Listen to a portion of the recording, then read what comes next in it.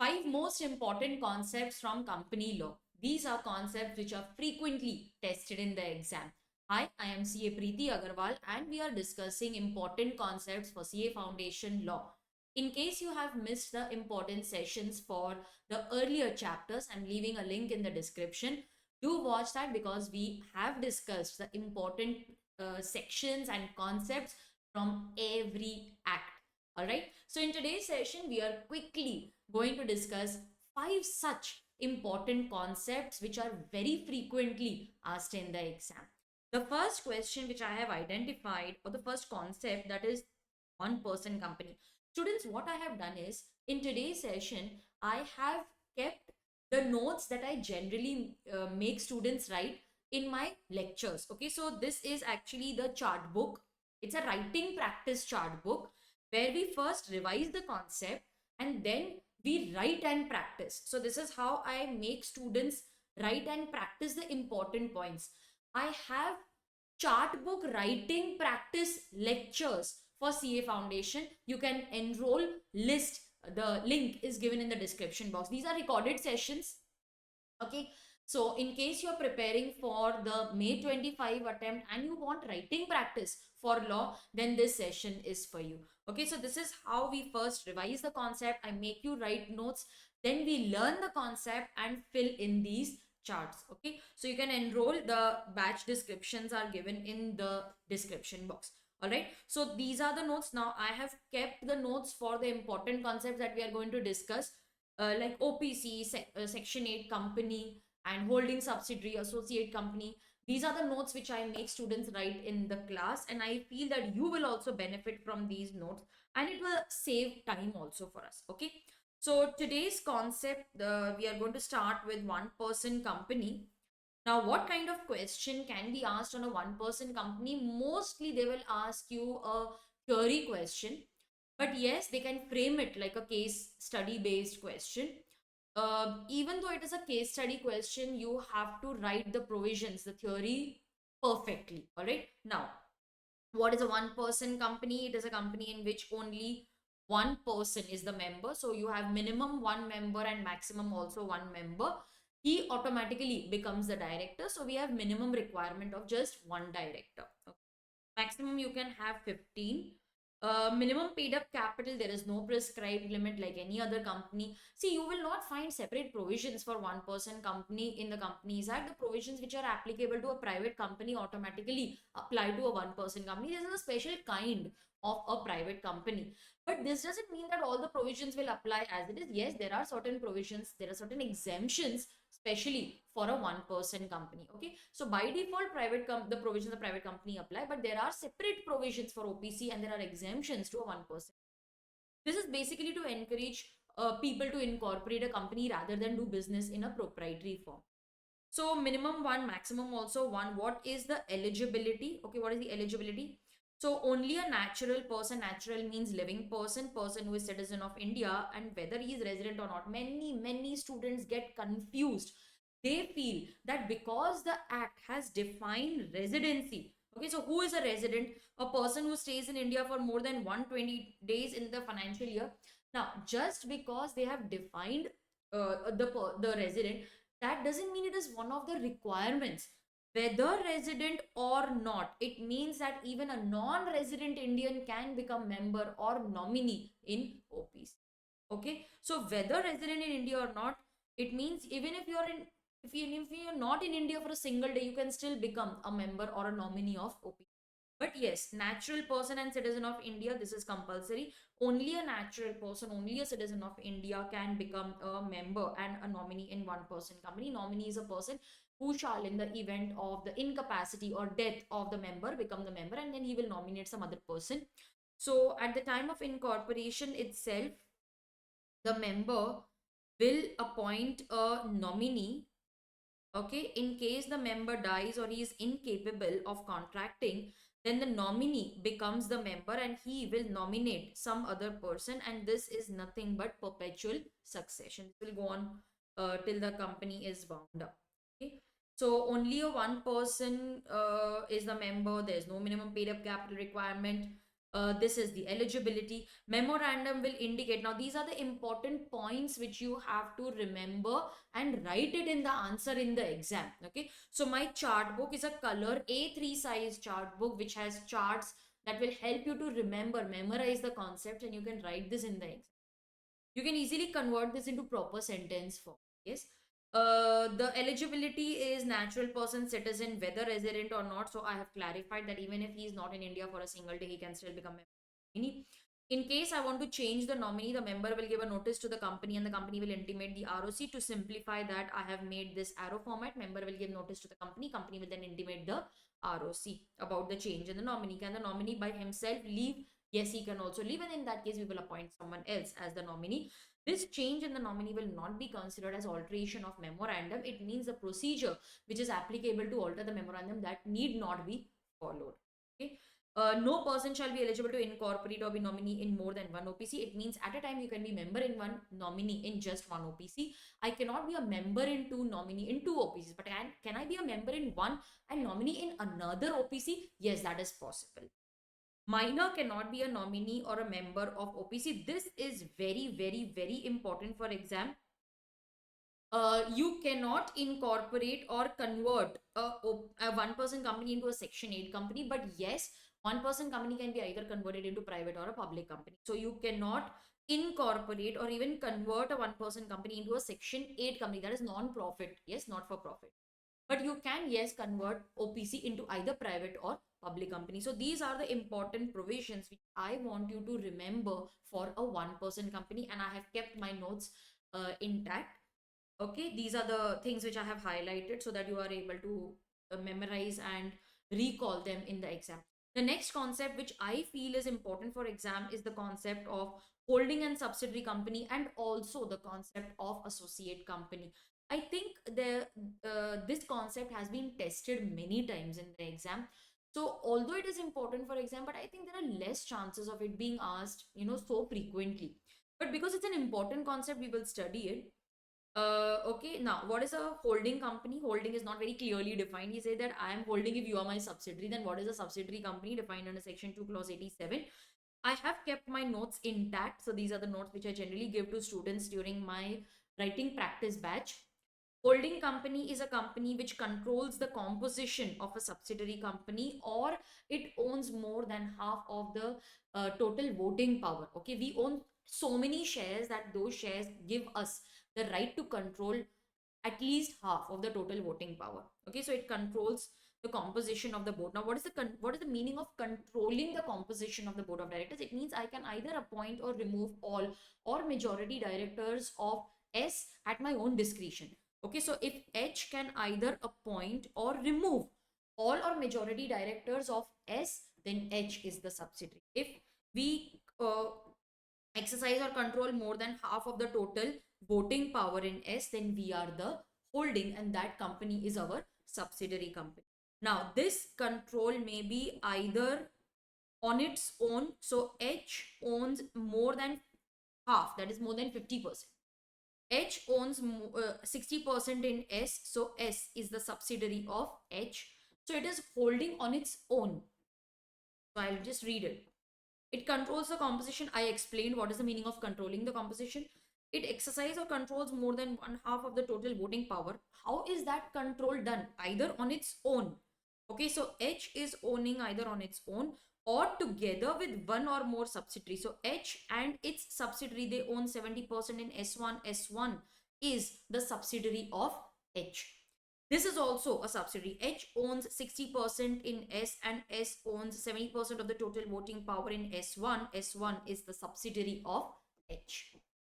Okay, so I think that these notes will actually simplify the concept for you. There's one thing which I have added over here. What if I own exact 50%? Then it is not a subsidiary. It is more than. It means more than 50% will make the subsidiary. Ma'am, what if it is controlling exact 50%? It is not a subsidiary. In that case, it is an associate company. Okay, so associate means you own 20 to 50%, okay, in voting power in another company.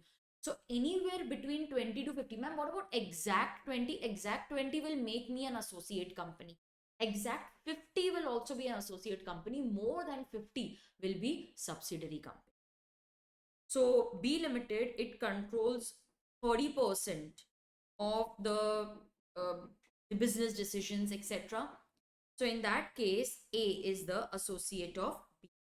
So it means you have significant influence, that is minimum 20% of the voting power or business decisions controlled by B.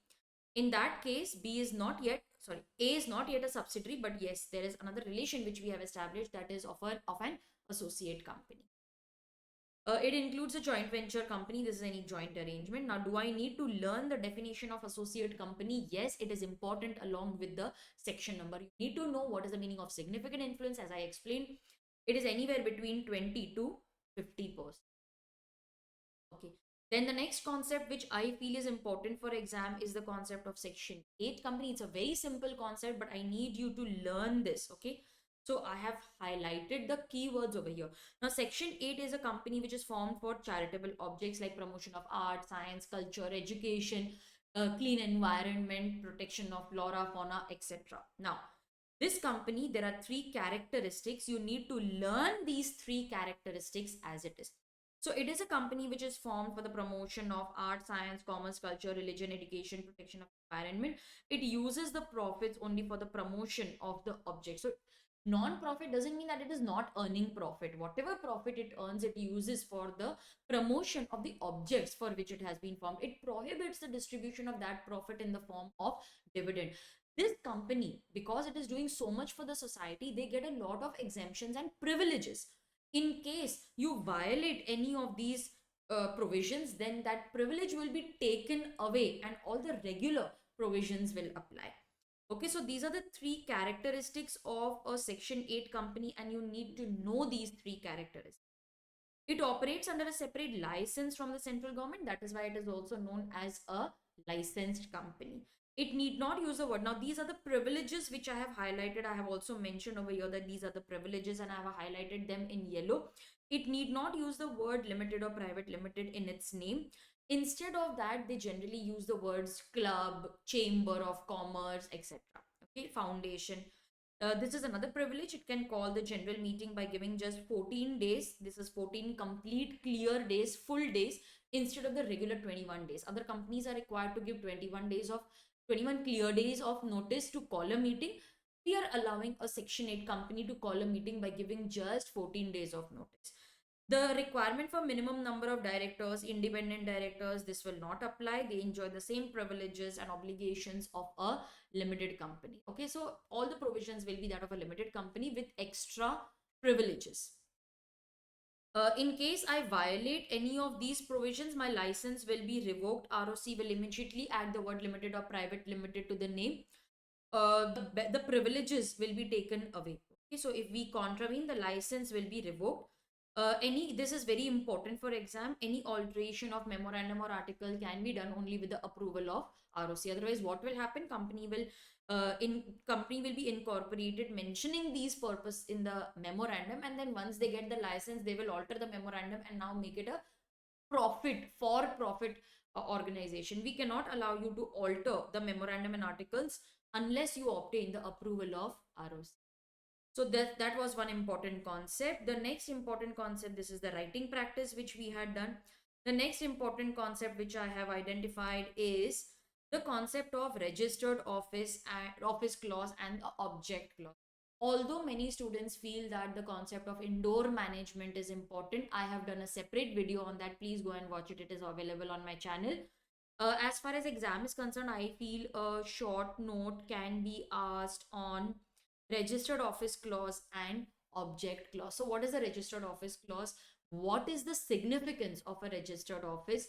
Do we need to mention the exact address? These points are important. So exact address is not required. You only need to mention name of the state where the registered office is situated. Okay, so we will only mention the state where it is situated. What is the purpose of a registered office? The place where generally communications take place. So we send communications, we receive communications, necessary notices, letters, etc. If you want to serve anything to the company, send it at the registered office. It is to be established within 30 days of incorporation. Notice of the exact address with verification of documents will be sent to the ROC. We know that at the time of incorporation, you may not be ready with the registered office, because now we feel that let the company be incorporated, then we will think of establishing a registered office. Okay, so you incorporate a company, but within 30 days, there has to be some physical place, a post office number, PO box. That is not sufficient. We need a place where one person is sitting and available to receive the notices. Okay, so we need you to establish the registered office within 30 days of incorporation. Now that is your registered office, send us a proof. So a notice and a verification document will be given to the ROC. So you can give verification documents like your electricity bill, your water bill, telephone bill, rent agreement, ownership documents, that this is my registered office, see, it is in my name. Object clause, this is the purpose for which the company is formed.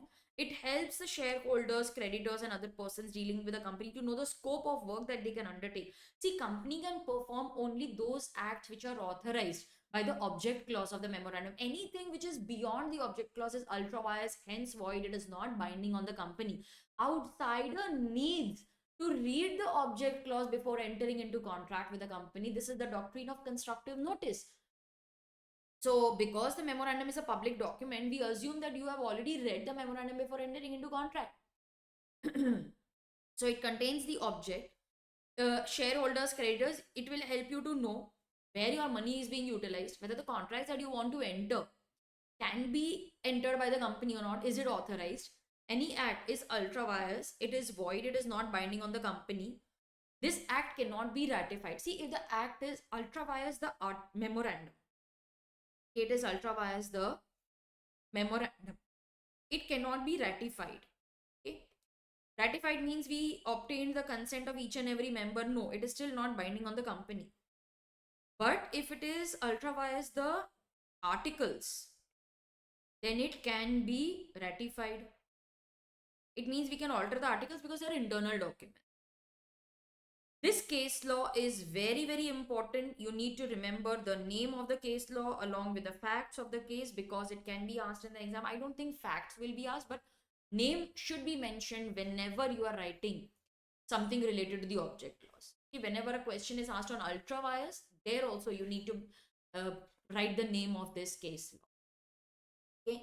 So students, these were the important concepts which I identified. In case you wish to purchase the chart book, it is available on my website capreetyagarwal.com. We also have lectures where we discuss the chart book and we write and practice each and every concept. After we do that, we also solve questions as homework and you send it to me for checking. For law lectures, books and test series, do visit my website capreetyagarwal.com. We also have e-resource, that is free downloadable resources. So once, I think you should definitely visit the website. And we have, I think, completed all the sessions where I have given you the important concepts for all the chapters. In case you need any other help, please get in touch with me. My mobile number is given on my website. You can send me your ICAI corrected paper and I'll give you my feedback. In case you want to know where you have gone wrong, I will help you with that. Just send me your paper and I will definitely offer my feedback. All right, students. So stay tuned and subscribe to this channel and hit the bell icon so that you get notifications for such videos. We have lectures for CA Foundation, CA Inter, and also CMA now. Okay, so once do visit my website and get in touch with me in case you need any help.